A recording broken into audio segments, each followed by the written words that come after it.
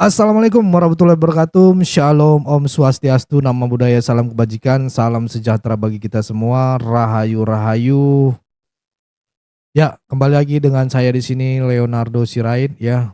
Oke teman-teman, kali ini kita membahas hal yang sangat menarik untuk kita simak bersama-sama ya. Tapi sebelumnya jangan lupa untuk like buat teman-teman yang belum subscribe dan share video ini. Dan tanpa perlu berlama-lama lagi, ayo kita nonton video berikut ini.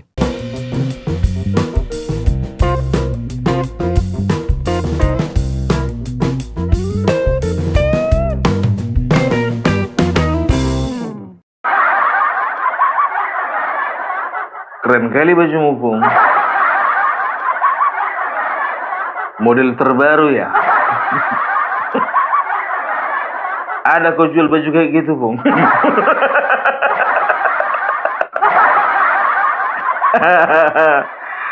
Kok model terbaru kalian bilang? Orang susah. Aku sedang mendeskripsikan diriku sebagai orang susah. Gak cocok, Pung. Mana ada orang susah gemuk? Kalian itu terlalu mendiskreditkan orang susah yang gemuk. Justru yang gemuk itu yang susah. Susah bernapas, susah jalan. Susah apa lagi? Susah bergerak, susah menahan lapar. Bung Parmelak, kau ketawa-ketawa, kau negara lagi susah. Maaf, negara nggak susah, masyarakatnya yang susah. Mana pernah negara susah? Kalau susah negara itu pegawai negeri nggak gajian.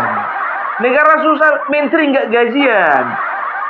Negara susah DPR nggak gajian. Itu baru namanya negara susah. Ya, mau bawa berita tentang apa kau? Tentang PPATK memblokir. Udah lewat beritanya itu, Pung. Itu udah dibuka itu blokirannya.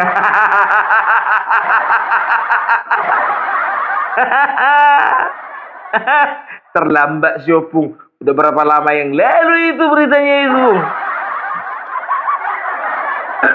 Ya nggak masalah sih mau berapa lama beritanya itu. Tapi yang penting ya kita harus memberikan warning ya kepada badan-badan ya, atau mungkin kita katakanlah kepada pemerintah ya, yang melakukan atau memberikan kebijakan-kebijakan yang tidak pro dengan rakyat. Lagi itu udah mumpung dari kemarin bersuara kek. Ini ijazah palsu aja, terus ijazah palsu. Roy Suryo aja kau bahas. Ya jadi karena memang harus kita kawal, ya kan? Dan juga kita pastikan dia masuk penjara nantinya, ya. Dan juga kayaknya sih bau-baunya bakalan ke sana, makanya ku tinggalkan isu ijazah palsu.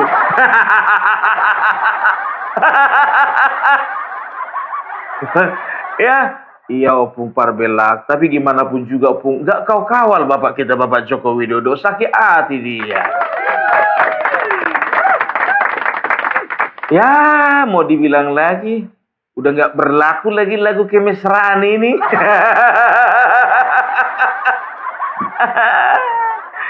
Kau sudah pergi dengan yang lain. Kau tinggalkan diriku. Aduh, tapi nggak apa-apa ya. Justru ketika seseorang mendapatkan sebuah ujian, disitulah akan teruji nilainya. Iya kan? Kau ngomongin siapa, Bung? Ngomongin siapa aja lah. Jadi begini, ya kan, PPATK ya kemarin sempat memblokir berapa rekening ya? 100.000, 200.000, 300.000, 400.000, 122 juta. 122 juta rekening. Udah sempat diblokir. Luar biasa, luar biasa. Ini adalah sebuah prestasi. Kita dengarkan dulu. Netizen lagi ramai mengeluh di media sosial karena rekening banknya tiba-tiba terblokir. Usut punya usut, Pusat Pelaporan dan Analisis Transaksi Keuangan atau PPATK sengaja memblokir sementara rekening yang dianggap pasif karena adanya temuan 28.000 rekening digunakan untuk transaksi judi online. Netizen lagi geram. Gak ada angin, gak ada hujan, rekening banknya tiba-tiba diblokir. Ternyata gara-garanya ini, Pusat Pelaporan dan Analisis Transaksi Keuangan atau PPATK mendata di tahun 2024 ada lebih dari 28.000 rekening digunakan untuk deposit judi online. Sehingga demi keamanan, nasabah yang rekeningnya dorman atau pasif akan dihentikan sementara. Yang kami hentikan adalah rekening yang dorman. Dorman itu benar-benar tidak ada aktivitas. Sehingga apabila ada nasabah yang merasa rekeningnya aktif dan tidak dorman dan itu terhentikan, nah mereka dapat menghubungi perbankan untuk direaktivasi, untuk segera direaktivasi. Sementara itu mantan Menteri Kominfo yang kini menjabat Menteri Yang kami hentikan adalah rekening yang dorman. Transaksi Keuangan atau PPATK mendata di tahun 2024 ada lebih dari 28.000 rekening digunakan untuk deposit judi online. Jadi dasar pemblokiran ini katanya ya ditemukan sekitar 28.000 rekening dorman atau tidak aktif digunakan untuk transaksi judi online. Sekarang yang jadi pertanyaannya begini ya. 28.000 ya terdapat transaksi judi online. Kenapa 122 juta yang diblokir? Gak imbang. 28.000 ya PPATK menemukan ada transaksi judi online 28.000 yang kena blokir 122 juta. Pung, bukan 122 juta, Pung, 28 juta. Iya, itu akan ada tahapannya. Pada akhirnya di ujung-ujungnya ya PPATK ya itu membuka pemblokiran sebanyak 122 juta rekening. Artinya apa? Berarti 122 juta rekening sudah sempat diblokir.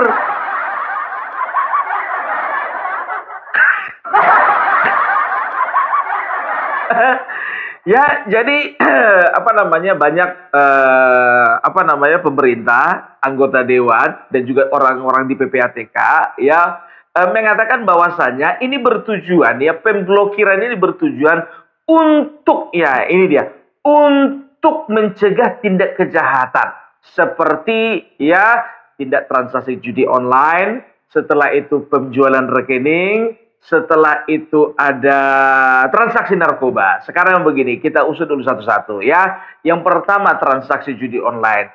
Memang satu-satunya cara untuk ya untuk memberantas judi online seperti itu. Harusnya ya yang dilakukan itu adalah menangkap gembong-gembong judi online, bandar-bandar judi online, situs-situs judi online, bukan memblokir rekening orang. Gak logis gitu loh. Ada rekening nganggur, ya kan? Nggak aktif lagi ya. Jadi begini, rekening nganggur ini atau dorman, rekening nganggur atau dorman ini yang tidak aktif ini ya, itu bisa dikatakan adalah rekening yang ditinggalkan oleh nasabahnya. Yang pertama, kemungkinan besar lupa PIN-nya. Ya kan, lupa PIN-nya. Di dalam pun juga kebetulan cuma 50.000. Tapi hati-hati loh, 50.000 kali 100 juta ya, itu berarti berapa puluh miliar. 50.000 kali 100 juta aja itu bisa 50 miliar. Ya kan gitu, itu yang 50.000 isi rekeningnya. Jadi lupa PIN-nya dia ya udahlah bikin rekening baru. Itu yang pertama. Baru yang kedua ya, yang kedua itu katakanlah mereka itu membuka rekening oleh karena apa? Waktu itu bekerja setelah di PHK ya, karena biasanya perusahaan itu menunjuk rekening apa atau bank apa yang menjadi referensi mereka untuk menyalurkan gaji, kan begitu. Nah, kebetulan PHK ya. Setelah itu ya biasanya kan kalau di bank itu kan harus tinggal itu beberapa rupiah kan begitu kan. Nah, setelah PHK ya mau dari mana lagi uang menabung kan begitu. Boro-boro nabung, nyari kerjaan aja susah. Yang ada bukan nabung, ngutang. Ya kan begitu ya. Atau mungkin juga ya rekening tidak aktif itu ya misalnya kita itu menyimpan uang ya. Setelah itu ada biasanya orang tua itu nyimpan uang di bank ya. Katakanlah jumlahnya ada sekitar 2 juta meninggal. Ya kan tidak diurus ahli waris karena apa? Mungkin orang tua tersebut merahasiakan rekeningnya kan begitu. Namanya juga sudah meninggal kan nggak mungkin ditanya, ya kan? Ini nomor PIN-nya berapa? Nggak bisa begitu, Bung. Kalau misalnya orang meninggal itu ya kan bisa ditanya siapa ahli warisnya, kan begitu. Setelah itu bisa minta surat keterangan kematian, bawa ke ke bank. Setelah itu bisa dicek berapa jumlah uang yang di rekeningnya. Ya iya, kalau misalnya anaknya berpikir bahwasanya mamanya itu atau bapaknya nyimpan uang banyak. Kalau misalnya cuma 300-400 ribu, udahlah repot mengurus-ngurusnya itu kan begitu. Nah setelah itu ada lagi ya rekening nggak aktif gara-gara apa? Mungkin dia ngurus rekening cuma gara-gara mengurus bansos. Ngurus bansos. Banyak itu biar tahu kalian ya kan. Ya dia nggak punya rekening. Namanya juga orang miskin. Boro-boro mau rekening ya kan, beli beras saja pun juga dicari sekarang, besok pagi cari lagi, besok pagi cari lagi, habisnya malam. Cari pagi habis malam, besok pagi cari lagi, habis lagi malam. Jadi kalau kayak kami ini jujur aja ku bilang ya, jangan kan punya rekening, bukannya masalah nggak punya nggak ada niat bikin rekening, bukan. Kami nggak sempat punya uang. Kau bagus-bagus kau Pung, sebentar nomor rekeningmu nongkrong itu.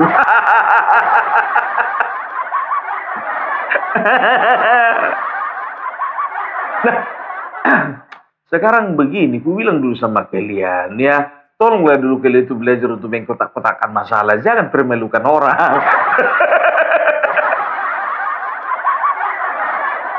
Ya jangan bilang kami lah Bung, mereka saudara-saudaraku, gitu Bung. Yalah saudara-saudaraku ya, dan aku hanya mewakili mereka. Ya, jadi banyak itu yang bikin rekening itu cuman untuk saluran bansos kan begitu. Karena apa? Karena memang biasanya ada penunjukan bank-bank apa, ya kan begitu ya, yang menjadi referensi ya untuk menyalurkan bansos kan begitu, bank penyalurnya gitu ya. Ternyata setelah bansos gak ada lagi, nyangkut uang di dalam 100 ribu, nah itulah yang gak aktif itu. Nah masalahnya katanya ada penerima bansos yang menggunakan uang bansos itu katanya untuk judi online. Ini bukan kadang-kadang keterlaluan ini ya. Masa uang bansos dibikin untuk judi online? Tapi jujur aja gue bilang, tanya dulu, betulkah itu sudah diinvestigasi? Ya, itu dia. Sekarang begini ya, kalau misalnya bicara tentang bansos dijadikan untuk uang judi ya, itu kan oknum. Nah, makanya dalam penyaluran bansos itu ya, itu yang pertama itu harus orang yang tepat ya. Bener ya, yang menyalurkan orang yang tepat. Setelah itu di waktu yang tepat dan juga kepada orang yang tepat menerimanya. Kan begitu. Oke Bung, oke kami terima orang yang tepat pasti ya. Kalau orang yang tepat itu berarti orang-orang yang hidup di bawah garis kemiskinan, kan begitu ya. Dari mana datanya Bung? Dari RW, dari RT. Nggak usah kayak gitu Bung. Banyak juga RW RT bukannya yang susah warganya yang ditolong, keluarganya yang ditolong. Nah, itu sih derita lu. Punya RT begitu. Kalau RT di tempatku ini Baik. Jadi dia itu akan memperhatikan dan juga akan memberikan hak-hak yang harus diterima tepat kepada orangnya. Itu dia, ya. Pemberinya harus tepat. Siapa itu pemberinya? Ya, yang menyalurkan itu kan mulai dari atas, setelah itu ada alurnya gitu kan. Nah, biasanya itu sebelum nyampe ke apa namanya? Ke penerima ya, itu biasanya ada lewat RW, ada lewat desa ya, atau RT, atau mungkin langsung dia itu mengisi form, kan begitu ya, mengisi form online. Nah, kadang-kadang lucu memang ya, disuruh katanya mengurus bansos, ya bansos, bantuan sosial, tapi ngisi formnya lewat HP. Jadi bisa disimpulkan bahwasanya orang-orang miskin di Indonesia ternyata punya Android, diwajibkan punya Android. Karena ngisi form. Geli juga awak ini lawa-lawa. Betul. Ya kan? Nah, di waktu yang tepat. Pemerintah itu harusnya memberikan bansos di waktu yang tepat. Contohnya, mau lebaran. Mau Natal tahun baru.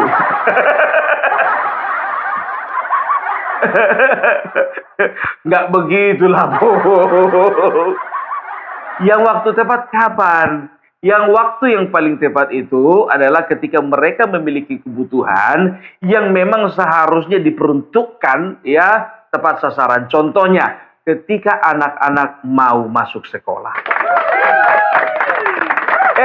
Biar tahu kalian, judulnya aja SD, SMP, SMA, ya kan, di negeri ini gratis. Tapi selalu ada embel-embelnya. Oke, gratis. Oke, gratis. Buku tulis apa gratis? Pensil gratis. Beli kaos kaki gratis. Sepatu gratis. Enggak kan? Kadang-kadang bukannya bilang apa, ya kita ini lebih mengutamakan kebutuhan anak, nggak usah dulu masalah makan. Bansos itu jujur ku bilang ya kan, banyak bansos itu memang tidak diperuntukkan. Bansos itu biasanya ya kan untuk beli beras, beli sembako kan begitu. Tapi kita yang punya anak jujur aja lah, kita akan mengutamakan kebutuhan anak-anak kita. Maka dialihkanlah itu, kan begitu. Nggak semuanya dipakai untuk judi online, Bapak. Jadi jangan skeptis dulu sama penerima bansos. Jangan gara-gara nilai setitik rusak susu sebelangan. Gara-gara ulah oknum yang menggunakan bansos untuk judi online, jadi digeneralisir bahwasannya penerima bansos rata-rata pakai untuk judi. Itu nggak betul itu ya. Nah sekarang begini, gue bilang sama kalian jujur aja ya, jujur aja.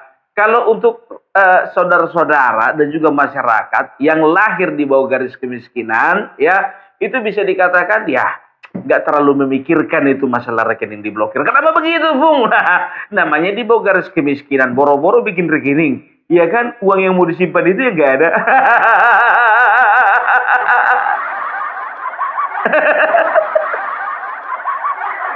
Bayangkan kalian, secara statistik ya, statistik ini, rakyat Indonesia yang di bawah garis kemiskinan itu sekitar 24 juta. Ya, tepuk tangan lah kita, nggak apa-apa. Tepuk tangan kita. 24 juta. Dan data itu sebetulnya biar tahu kalian, lebih kecil daripada data dunia, katanya.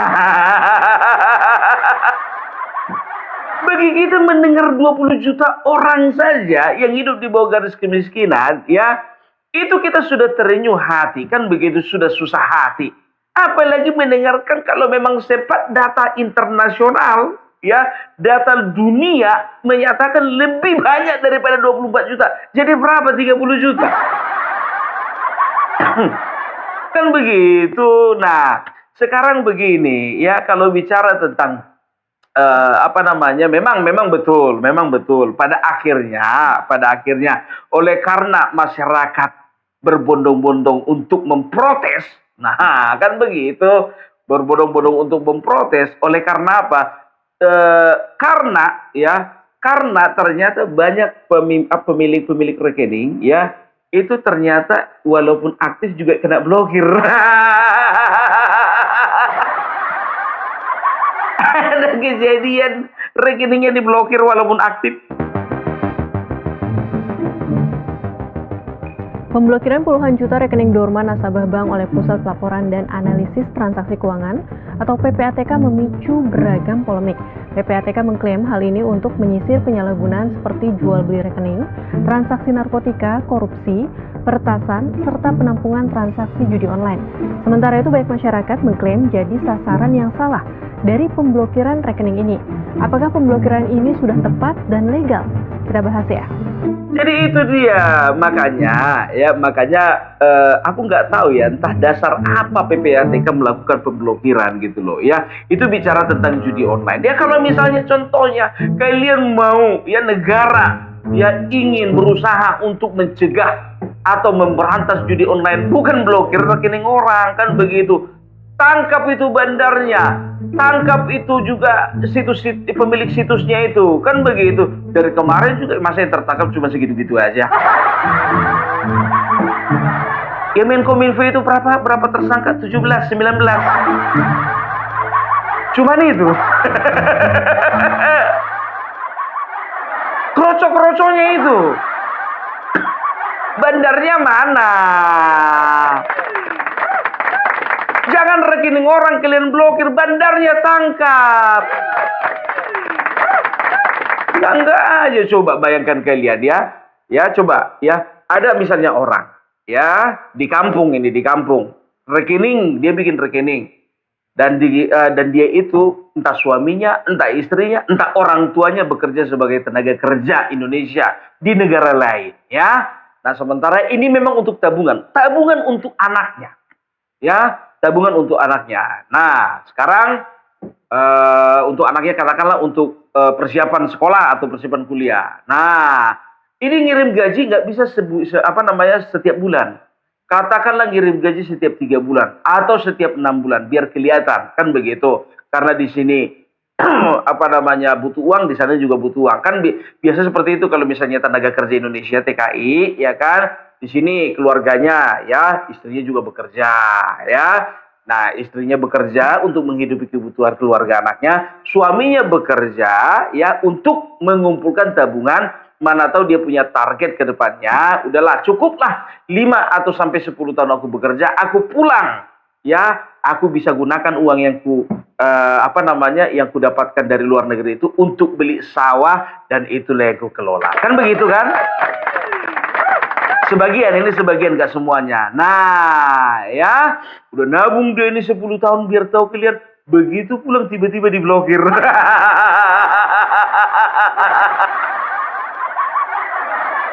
Namanya orang kampung, kalau kena blokir rekening bank itu kan kebingungan.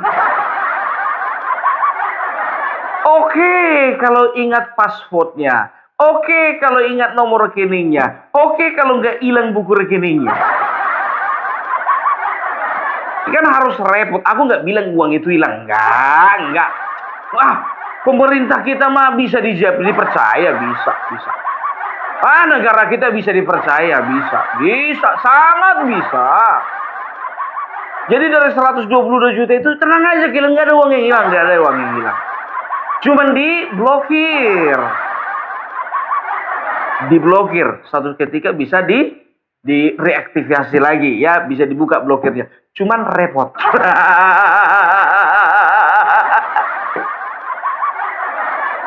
Pulang-pulang udah nabung dia 10 tahun biar tahu kalian. Gak usah 10 tahun, 5 tahun dia mau beli sawah. Begitu datang udah janji sama yang punya sawah ya, transaksi jual beli tanggal sekian, hari ini, bulan ini, tahun ini ya. Nggak taunya banknya diblokir. Kacau. Begitu juga ya pensiunan, ya dana-dana pensiun. Contoh ya, suaminya sudah meninggal, seorang pegawai negeri. Ya, si ibu ini punya tabungan ya, karena pensiun dari suaminya atau pensiun dari dirinya sendiri. Nah, si anak bekerja tiap bulan kasih sama si ibu, ya kan? Tiap bulan 500.000 beli beras, tiap bulan 500.000 beli beras, anak pertama, anak kedua, anak ketiga, kan begitu. Ya makin banyak anak, makin banyak setoran. Kalau cuma satu anak 500.000. Kalau 10 anak kan 5 juta. Masa kau jadikan anakmu jadi apa, ladang transaksi hukum? Enggak, itu kan prinsip zaman dulu. Banyak anak banyak rezeki, banyak anak banyak resetoran. Itu artinya. Banyak anak banyak rezeki itu terasanya itu setelah tua biar tokel. Tapi kalau masih sumuran-umuran nopupar bela ini banyak anak banyak masalah. Banyak anak banyak pengeluaran. Ya kan, tapi kalau udah tua banyak anak banyak rezeki, banyak setoran. Bukan orang tuanya yang minta, tapi anaknya yang ngasih. Sebagai anak kita harus berbakti lah, paling tidak ya 500.000. Ya sesuai dengan kemampuan lah. 50.000 ya 50.000, kan begitu. Ke 10 anak 500.000. Jadi ngawur kita. Jadi contohnya si ibu ini ya dia itu terima dari anak belanja. Nah ini untuk tabungan ini, tabungan ya, mana tahu dia sakit ya, uang pensiun ini ya dia nggak pakai ini, nggak pakai ya. Pokoknya yang penting nggak pakai ya. Ternyata kena blokir lah, ya kan, kena blokir. Nah nggak bisa dibuka rekeningnya, apalagi ibu-ibu di kampung, apa nggak kewalahan kayak gitu, repot kan. Sedangkan Hotman Paris aja biar tahu, kita dengarkan yuk. Ya Hotman Paris ya itu sudah mengatakan bahwasanya wah ini pemerintah jangan menyusahkan dong. Nah, apabila menyimpan uang di bank tidak dipakai transaksi dalam 3 sampai 12 bulan, maka dibekukan oleh PPATK. Jadi kalau rekening bank saudara tidak dipakai dalam 3 sampai 12 bulan, maka rekening saudara akan dibekukan oleh PPATK. Nanti untuk mencarikannya bakal repot. Pertanyaannya, saya belum jelas apakah dasarnya peraturan apa. Yang kedua, bapak-bapak pejabat kenapa merepotkan masyarakat? Kalau seorang ibu-ibu di kampung misalnya, dia misalnya buka rekening di bank, dibuka oleh anaknya, kan belum tentu dipakai sama ibunya, apalagi orang kampung. Ya, masa rekeningnya harus dibekukan? Dan itu kan melanggar hak ajasi. Bapak-bapak tidak berhak membekukan rekening orang kalau memang dia tidak pakai atau dorman rekeningnya. Bapak tidak berhak, negara tidak berhak. Itu hak pribadi orang. Jadi tolong agar peraturan tersebut dicabut. Tolong agar peraturan tersebut dicabut. Itu sangat melanggar hak ajasi manusia, ya, dan akan sangat merepotkan bagi sebagian rakyat Indonesia yang pendidikannya di bawah rata-rata, khususnya di kampung-kampung. Oke? Sekali lagi, halo pemerintah, jangan repotkan rakyatmu sendiri. tepuk tangan untuk abang kita ini. Ya, jadi udah jelas ya, kalau bicara tentang pemblokiran rekening ini ya, secara hukum pun juga ini sangat menyalahi. Mungkin mereka punya kebijakan, tapi ini sangat menyalahi kemanusiaan gitu loh.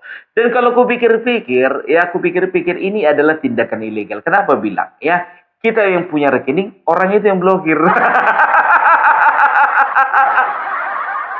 Di mana-mana pemilik rekening minta dia yang memblokir, kan begitu kan? Di telepon bang, tolong dulu ini kayaknya ada yang nggak beres dengan transaksi keuangan di rekeningku ini. Tolong dulu diblokir, kan begitu. Kita yang punya rekening, kita yang berhak untuk minta untuk diblokir, bukan orang. Kacau ini. Makin kayak gini jujur aja aku bilang makin banyak koyak-koyak di baju ini. Ya, jadi itu ya, jadi oleh karena rakyat makin banyak bersuara atau nggak tahu mendapatkan protes dari siapa, akhirnya ya PPATK ujung-ujungnya membuka kembali 122 rekening tersebut. Yang jadi pertanyaannya, kemarin ya kalian blokir rekening, kalian bekukan oleh karena kalian ingin berkata bahwasanya kalian ingin memberantas judi online. Kalian melihat ada transaksi judi online. Kan begitu ya. Ada transaksi narkoba. Ada transaksi gelap. Kan begitu. Nah sekarang begini. Kenapa dibuka lagi 122 juta rekening yang diblokir ini? Nanti berarti kalau makin marak perjudian berarti ini salah kalian ya. Tanggung jawab kalian. Ya.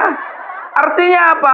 Artinya di sini kita bisa melihat bahwasanya pemerintah inkonsisten.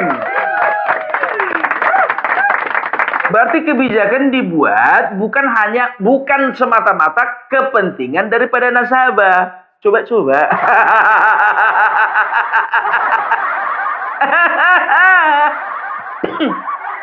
Kita lihat dulu, kalau kira-kira masyarakat marah baru kita cabut lagi kebijakan itu.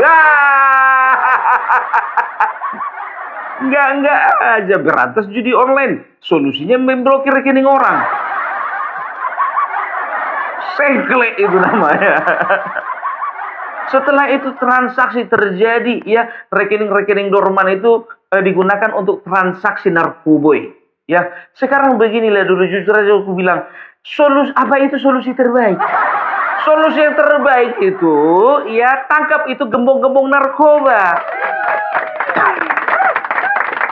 Di mana masih banyak nggak keliaran di luar, banyak di lapas. Gak usah bohong lah, gak usah tutup-tutupi lah. Banyak di lapas. Dari mana kau tahu, Bung? Berita. Kalau narkoba sudah masuk di lapas, kan begitu. Apa mungkin nggak ada main mata dengan petugas?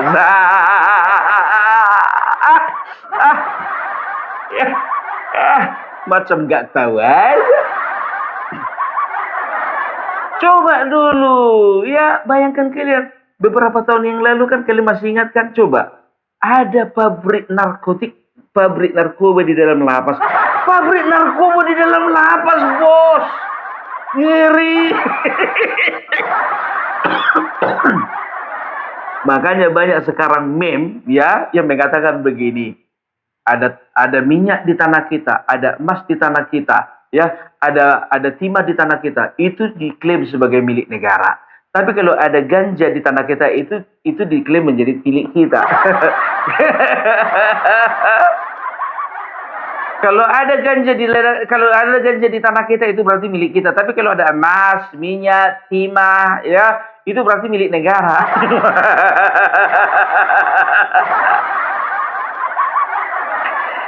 Aduh, Indonesia tanah air siapa? Rakyatnya kok susah semua.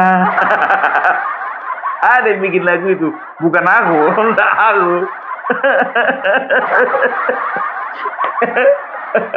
Aduh, ya. Tapi puji Tuhan, alhamdulillah, ya, akhirnya 122 rekening yang diblokir dibuka lagi.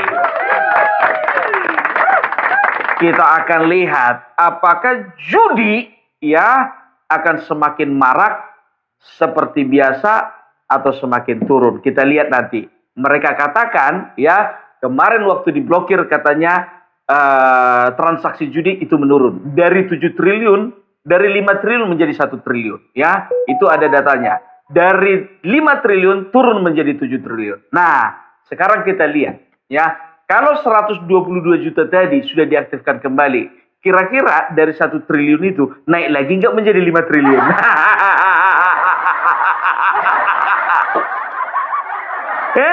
Kan begitu. Kalau memang naik lagi menjadi 5 triliun, bahkan lebih tinggi lagi, ya udah gampang. Blokir lagi. Begitu turun contohnya, buka lagi blokiran. Gitu-gitu aja kerja sampai kiamat. Solusi apa itu? Memberantas judi online dengan memblokir rekening. Solusi apa itu? Apa namanya, mengantisipasi transaksi narkoba lewat memblokir rekening. Lihat di atas. Oh, Bung Parvela, kau pernah nggak main judi online? Ku bilang sama kalian, boro-boro main judi online. Kalau kalian tengok di sini biar tahu kalian, ya, di HP ku ini videonya Roy Suryo, Resmond, Tifa, Hasto, Tom Lembong. Nah, judi online di sini. Coba dulu Bung, ini spontanitas ya, spontanitas ya. Ya, ini spontanitas. Ku bilang sama kalian. Kalian perhatikan ini ya.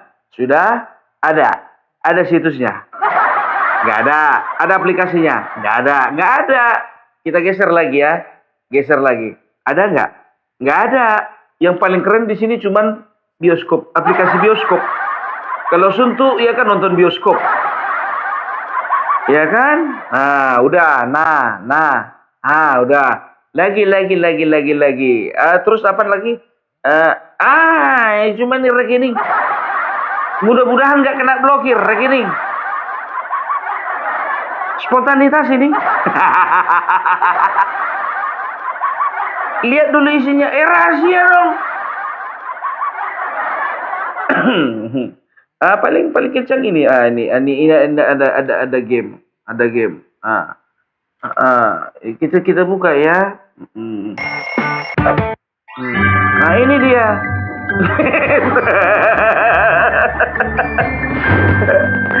Ada main game, lanjut permainan. Nah ini dia permainanku biar tahu kalian. Ini pun belum selesai kemarin waktu ku mainkan ini di bandara.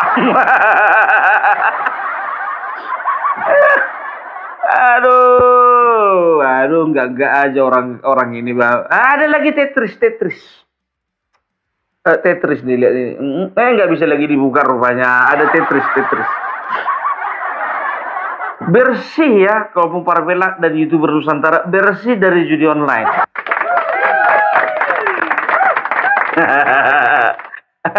Yakin Kopung? Ya yakin dong.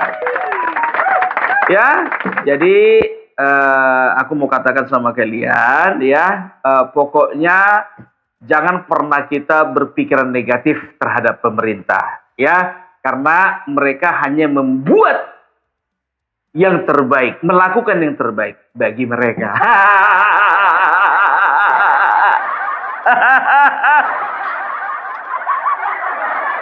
Kenapa sekarang kayak gini kok pun berubah?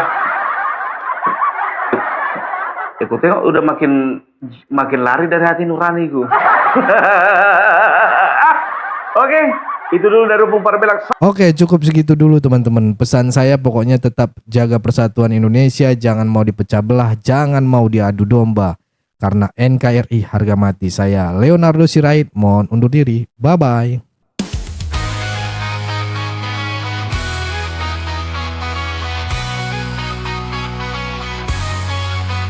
Dari suara rakyat kecil kami datang, bukan cuma duduk manis lalu diam.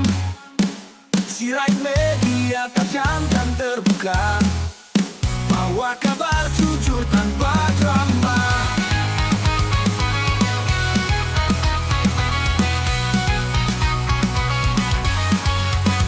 Tanah air ini milik bersama, bukan buat adu domba dan sengketa. Kami lawan fitnah, hoaks, busuk, tak bermoral. Sikap konyol yang cuma mau bikin viral. Suara Jokowi, semangat Prabowo Gibran, dukungan kami untuk Prabowo jalan. Bangun negeri tanpa tipu daya, bersatu kuat itulah senjata. Sirait Media, ayo bersuara, biar terasa fakta menyala. Jangan mau dipecah belah, kita lawan hoaks, kita bawa bangsa. Susahkan sekarang, ayo bersama, suarakan kebenaran yang nyata. Sirait Media bukan sekadar berita, tapi suara nurani Indonesia. NKRI harga mati, Kohir pemecah bangsa, minggir sana. Kami bukan